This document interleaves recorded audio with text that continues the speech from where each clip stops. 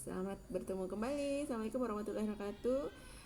Kita lanjutkan, yang itu ada topik tadi ya, vaksin palsu misalnya. Bisa mahasiswa hukum pidana dan mahasiswa perdata meneliti. Kalau perdata dari segi perlindungan konsumennya.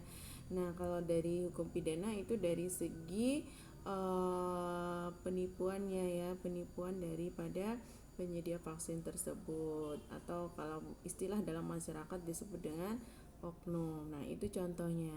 Nah, bagaimana setelah dapat problem hukum baru kita tarik judul.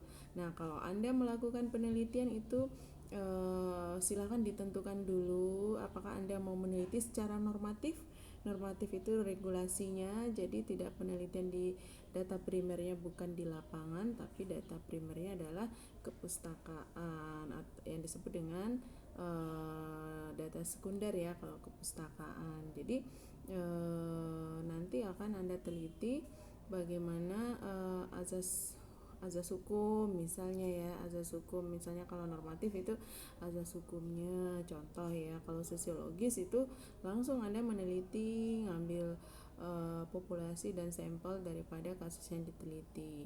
Nah, itu untuk judul. Nah, bagaimana dengan judul-judul yang lain seperti hukum administrasi? Nah, hukum administrasi tentunya Anda bisa mencari beberapa putusan misalnya di Mahkamah Konstitusi atau hukum tata negara.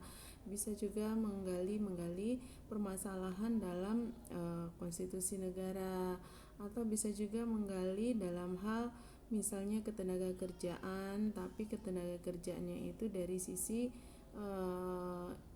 sisi hukum tata negara regulasinya. Itu contoh ya, itu sebagai contoh dari hukum tata negara ya. Nah, bagaimana bagi mahasiswa hukum internasional? Sebagai contoh, Anda bisa membahas tentang misalnya tenaga kerja Indonesia yang ada di luar negeri, namun dengan undang-undang yang terbaru itu disebut dengan tenaga migran. Jadi bukan tenaga kerja lagi, tapi tenaga migran Indonesia. Nah, itu untuk mahasiswa di jurusan HI bisa meneliti itu. Itu topik-topik saya contohkan beberapa topik kecil ya yang bisa Anda teliti dan kembangkan. Jadi yang terpenting dalam menentukan judul, Anda harus cari problem hukum yang ada dalam faktanya di lingkungan masyarakat, dan silakan teliti secara sosiologis maupun secara normatif. Tentukan apa yang bisa Anda ambil data dan kemampuan Anda dalam menggali data sehingga menentukan jenis penelitian sosiologis maupun normatif. Terima kasih.